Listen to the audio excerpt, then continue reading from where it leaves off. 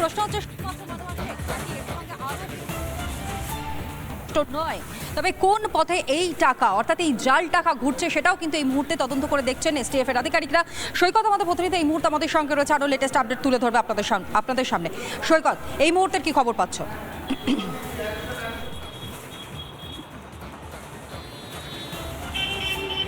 দেখো, আজকে সকালে শহর কলকাতার একেবারে প্রাণকেন্দ্র ধর্মতলা বাস স্ট্যান্ড থেকে এই এসটিএফ, কলকাতা পুলিশের এসটিএফ এই যে এফআইসিএন ডিটেক্ট করেছে, এই ঘটনায় এবার রাজ্য পুলিশের এসটিএফও আসরে নেমে পড়েছে। রাজ্য পুলিশের এসটিএফের কাছে এই মনোয়ার নামে একজন ফেক কারেন্সি র্যাকেটিয়ারের নাম ছিল, তার র্যাডারে ছিল।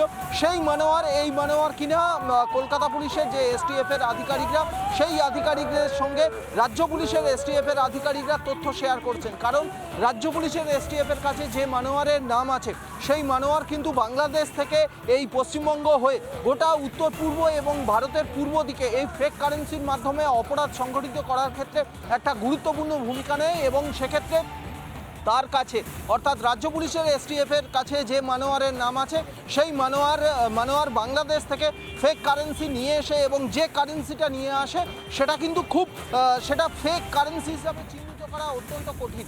কারণ গোয়েন্দাদের সূত্রে যেটা পাওয়া যাচ্ছে যে বাংলাদেশে যে ফেক কারেন্সি তৈরি হয় তার তৈরির যে কৌশলটা সেটা কিন্তু অত্যন্ত সুচারুভাবে করা হয়। অন্যদিকে পাকিস্তান থেকেও একটা ফেক কারেন্সি ভারতে আসে, বাংলাদেশ হয়ে ভারতে আসে। তাই রাজ্য পুলিশের এসটিএফের গোয়েন্দারা কলকাতা পুলিশের এসটিএফের গোয়েন্দাদের সঙ্গে তথ্য শেয়ার করছেন, খতিয়ে দেখছেন যে তাদের কাছে যে মনোয়ারের নাম আছে, আজকে ধর্মতলা থেকে যাকে গ্রেপ্তার করা হয়েছে, এই দুজন একই ব্যক্তি কিনা। যদি একই ব্যক্তি হয় তাহলে কিন্তু রাজ্য পুলিশের এসটিএফও এই ঘটনায় একটা প্রিলিমিনারি তদন্ত করে। সৈকত, তুমি নজর রাখো আমাদের সঙ্গে থাকো। অন্যদিকে শতরূপ ঘোষ, সিপিএম নেতা, তিনি আমাদের সঙ্গে রয়েছেন টেলিফোন লাইনে। শতরূপ, যে অভিযোগ শুধু নয়, একই সঙ্গে যে তথ্য এই মুহূর্তে এসটিএফ এর হাতে রয়েছে, এই যে বিপুল পরিমাণ জাল নোট, তা উদ্ধার শুধুমাত্র বলা ভুল।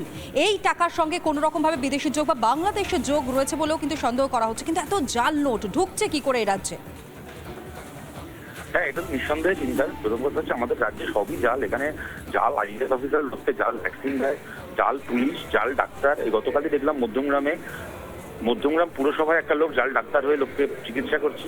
সুতরাং সবই জাল। এখানে মন্ত্রীগুলো চোর, এখানে জাল নোটের কারবার হবে স্বাভাবিক কথা। পশ্চিমবাংলায় এহেন বেআইনি ব্যবসা নেই যার এখন রমরমা চলছে না, এক্ষেত্রেও চলছে। আর একটা কথা দেখুন, পশ্চিমবাংলায় কিভাবে ঢুকছে, পশ্চিমবাংলায় বাইরের রাজ্য থেকে অস্ত্র ঢুকছে, বেআইনি টাকা ঢুকছে। এখানে আমাদের রাজ্যের বলবো না, দুর্নীতি রয়েছে। এরা দুর্নীতি করে এটা নিজের পয়সা খেয়ে এই বেআইনি কারবারগুলোকে পশ্চিমবাংলায় ঢুকতে দিচ্ছে। তার পাশাপাশি আমার মনে হয় এই প্রশ্নটাও আমাদের করতে হবে যে যখন নোট বাতিল করা হয়েছিল 2016 সালে, মোদী বলেছিলেন পুরনো নোট জাল হয়, নতুন 500 টাকা 2000 টাকার নোট আর জাল হবে না, অতএব আমরা নতুন নোট আনছি। এখন যদি নতুন 2000 টাকার নোট এরকম ভাবে জাল ঘুরে বেড়ায়, সেক্ষেত্রে নোট বাতিল বা কেন করা হলো? নতুন একটা জাল টাকা তৈরি বা কিভাবে হচ্ছে? এর দায় দুটো সরকারকেই নিজের ভূমিকায় তারা কি পালন করছে, দুটো সরকারকে উত্তর দিতে হবে বলে আমাদের মনে হয়। বেশ, ধন্যবাদ জানাই শতরূপ ঘোষ, তিনি ছিলেন এই মুহূর্তে আমাদের সঙ্গে টেলিফোন লাইনে। কিন্তু সব থেকে বড় প্রশ্ন, এই বিপুল পরিমাণ জাল নোট তা কি করে বাংলায় ঢুকছে এবং বাংলায় তাহলে কি সক্রিয় হচ্ছে জাল নোট পাচার চক্র? কোন পথে বাংলায় ঢুকছে এই জাল নোট? রুটটা ঠিক কি রয়েছে? জাল নোট চক্রে জড়িত আর কারা, অর্থাৎ এই মনোয়ার ছাড়া আর কারা জড়িত রয়েছে সেটা কিন্তু এই মুহূর্তে তদন্তকারী আধিকারিকরা অর্থাৎ এসটিএফ এর তদন্তকারী আধিকারিকরা তারা দেখছেন। বাংলাদেশে থেকেই কি তাহলে এই জাল নোট আসছে এবং সেই জাল নোট পাচার চক্র আরও বেশি সক্রিয় হয়ে উঠছে ধীরে ধীরে? অরিন্দম আচার্য, প্রাক্তন পুলিশ কর্তা, তিনি কি জানিয়েছেন, শুনুন। এসটিএফ এর কাজ নিশ্চয়ই প্রশংসনীয়, কিন্তু কিভাবে কলকাতায় আসছে, তারা এই কলকাতাটা ডেরা করছে কেন আজকে অস্ত্র নিয়ে আসছে, কেন আজকে জাল নোট নিয়ে আসছে, এগুলো তদন্ত করে নিশ্চয়ই বের করবে। কিন্তু যারা এ ধরনের অভিযোগে লিপ্ত, তারা তো ভয় পাচ্ছে না।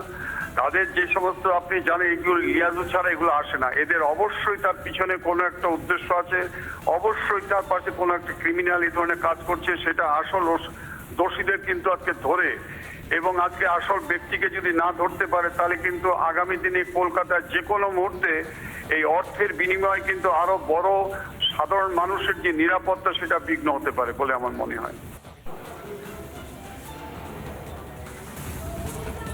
অর্থাৎ সাধারণ মানুষের নিরাপত্তা এবং সুরক্ষা, সেটা কার্যত বাধার মুখে পড়তে পারে এবং তাদের সমস্যা হতে পারে, তারা বিপদের মুখে পড়তে পারে, এমনটাও কিন্তু আশঙ্কা প্রাক্তন পুলিশ কর্তা তিনি করছেন এবং স্পষ্ট করে তিনি সেই বক্তব্য তুলে ধরলেন। কিন্তু ধর্মতলা থেকে যে জাল নোট উদ্ধার হয়েছে, প্রায় 3 লক্ষ টাকার কাছাকাছি টাকা জাল নোট উদ্ধার হয়, কিন্তু এত বিপুল পরিমাণ অর্থ এলো কোথা থেকে?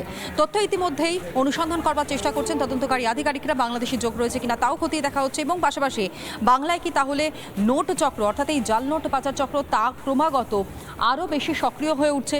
যদি তাই হয়ে থাকে তাহলে কোন পথে ঢুকছে এই জাল নোট, সেটাও কিন্তু এই মুহূর্তে তদন্ত করে দেখছেন পুলিশ আধিকারিকরা। ঠিক তার সঙ্গে যে ছবিটা আপনাদের সামনে রাখছি, কয়েকদিন আগেই অস্ত্র উদ্ধার হয়েছে, অর্থাৎ সময় ধরেও দেখাচ্ছি, যেখানে 9 নভেম্বর অস্ত্র উদ্ধার হয় বৈঠকখানা রোডে, সেখানে অস্ত্র উদ্ধারের ঘটনা ঘটে। তবে বিপুল পরিমাণে অস্ত্র, জাল নোট, বোম, এত কিছু রাজ্যে ঢুকছে, কোন পথে ঢুকছে, কাদের মদতে ঢুকছে এবং এই যে অপরাধ চক্রটা, সেটা এত বেশি মাথাচাড়া দিয়ে ওঠা এবং অতি সক্রিয় হয়ে ওঠা, সেটাও যথেষ্ট ভাববার বিষয় হয়ে দাঁড়িয়েছে বলেই কিন্তু পুলিশ আধিকারিকরা তারা মনে করছেন।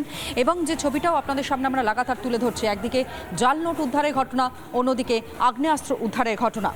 ধর্মতলা থেকে জাল নোট উদ্ধার, 2,99,000 টাকার জাল নোট উদ্ধার করেছে পুলিশ এবং এই জাল নোট উদ্ধার হওয়া, কোন পথে জাল নোট এ রাজ্যে ঢুকলো, সেই বিষয় নিয়ে ইতিমধ্যে উদ্বেগ প্রকাশ করছেন প্রত্যেকে। বিজেপি নেতা সজল ঘোষের বক্তব্য শুনুন।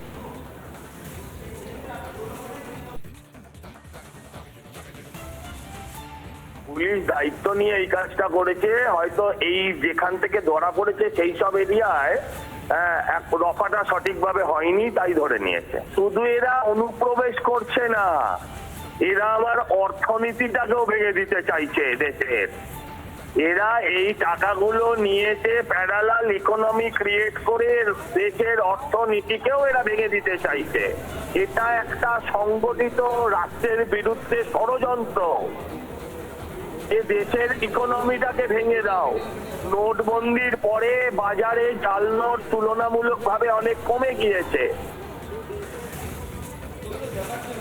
সজল ঘোষ তিনি স্পষ্টত বললেন, নোটবন্দির পর বাজারে জাল নোট অনেকটাই কমে গিয়েছে, কিন্তু তাহলে কাদের মদতে এই জাল নোট আবারও নতুন করে সমস্যাটা মাথা চাড়া দিয়ে উঠল? এর নেপথ্যে কারা রয়েছে সে বিষয়টা অবশ্যই খতিয়ে দেখা দরকার রয়েছে রাজ্য প্রশাসনের, রাজ্য পুলিশের।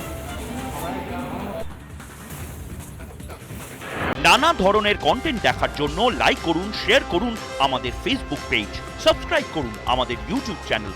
পাশাপাশি অন্যান্য ব্রেকিং নিউজের জন্য অবশ্যই চোখ রাখুন রিপাবলিক বাংলায়।